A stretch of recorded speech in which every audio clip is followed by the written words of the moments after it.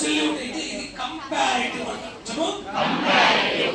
కానీ పుస్తకాలకు పరిమితమైంది తప్ప ఫార్మేటివ్ అసెస్మెంట్ అంటే ఏంటి అంటే యాక్చువల్లీ విద్యార్థి స్థాయి తెలుసుకోవడం.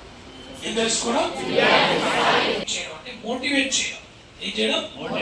ఆ తర్వాత ఇనీషియల్ ఇంటరాక్షన్, ప్రాజెక్ట్ వర్క్ గురించి వాటితో చర్చించాలి. ఆ తర్వాత ఆ ప్రాజెక్ట్ వర్క్ యొక్క థీమ్ ని అర్థం చేసుకుని అది ఇండివిజువల్ గా ఇవ్వాలా గ్రూప్ గా ఇవ్వాలా అనేది మనం డిసైడ్ చేసుకుని అలా అప్పచెప్పాలి. Individual group చెప్పమా. ఆ తర్వాత టూల్స్ కావాలి కదా.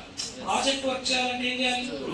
క్వశ్చనేర్స్, సర్వే పేపర్స్ కానీ క్వశ్చనేర్స్ కానీ ఏదైనా వాడికి ఇవ్వాలి. దెన్ డేటా కలెక్షన్ చేస్తాను. ఏం చేస్తాను? మిగతా ఎగ్జాంపుల్ చెప్పాను కదా. నేనేం చేస్తాను? క్వశ్చనేర్స్ ఇచ్చాను, మళ్ళీ వాళ్ళ దగ్గర నుంచి డేటా కలెక్ట్ చేస్తాను. ఆ తర్వాత అనాలిసిస్, డేటాని ఏం చేయాలి? అనాలిసిస్ చేయాలి. అనాలిసిస్ రిటర్న్ వర్క్ చెప్పు. మరి రిటర్న్ వర్క్ లో ఏం గమనించాలి అంటే కన్వెన్షన్స్ ఆఫ్ రైటింగ్ ని గమనించాలి. చెప్పు. అందరూ